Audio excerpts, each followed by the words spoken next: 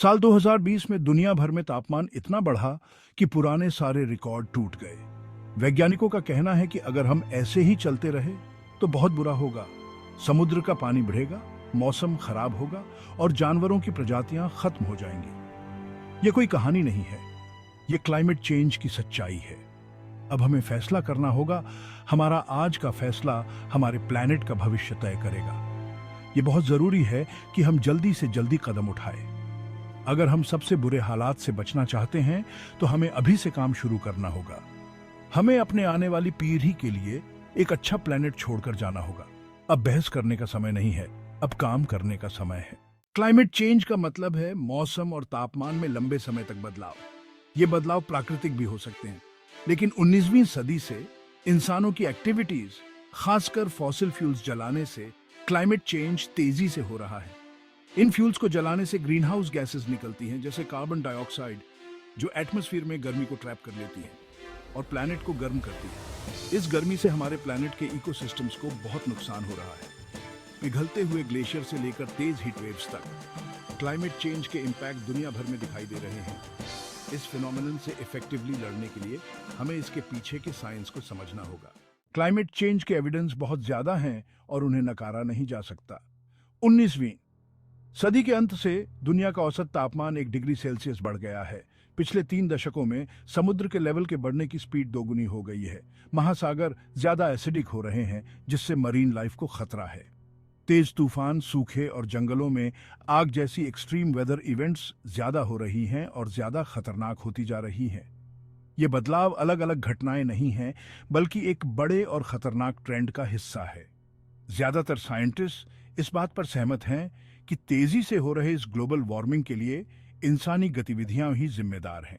हम इस डेटा को इग्नोर नहीं कर सकते। अब समय आ गया है कि हम सच्चाई को स्वीकार करें और अपनी गलतियों की जिम्मेदारी लें। बिजली, गर्मी और परिवहन के लिए फॉसिल फ्यूल्स का इस्तेमाल इंसानों द्वारा फैलाए जाने वाले ग्रीन हाउस गैस इमिशंस का सबसे बड़ा कारण है। जंगलों का कटना भी इसमें बहुत बड़ी भूमिका निभाता है, क्योंकि पेड़ वातावरण से कार्बन डाइऑक्साइड को अब्सॉर्ब करते हैं। खेती, लकड़ी और विकास के लिए जंगलों को साफ करके हम इस स्टोर्ड कार्बन को वापस वातावरण में छोड़ देते हैं, जिससे ग्रीन हाउस इफेक्ट और BRH जाता है। फॉसिल फ्यूल्स पर हमारी निर्भरता और गलत तरीके से जमीन का इस्तेमाल हमें इस मुश्किल स्थिति में ले आया है। हालांकि हमारे पास ये बदलने की ताकत है। रिन्यूएबल एनर्जी सोर्सेज का इस्तेमाल, एनर्जी एफिशिएंसी में निवेश और सस्टेनेबल लैंड मैनेजमेंट से हम क्लाइमेट चेंज के प्रभावों को कम कर सकते हैं।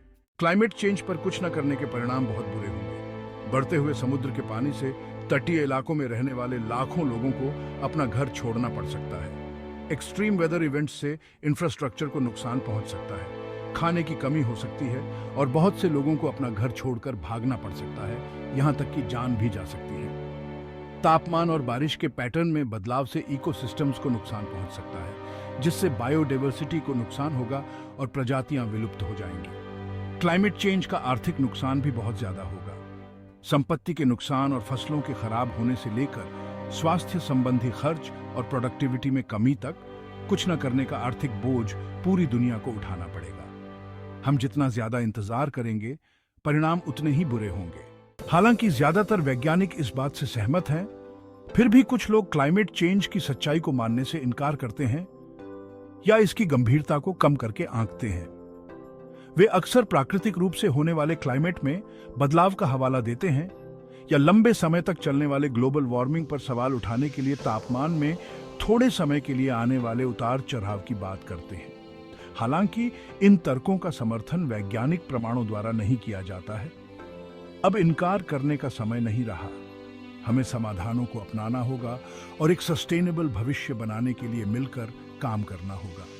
इसमें रिन्यूएबल एनर्जी सोर्सेज का इस्तेमाल, एनर्जी एफिशिएंसी में निवेश, सस्टेनेबल ट्रांसपोर्टेशन को बढ़ावा देना और ग्रीन हाउस गैस इमिशंस को कम करने के लिए बनाई गई नीतियों का समर्थन करना शामिल है।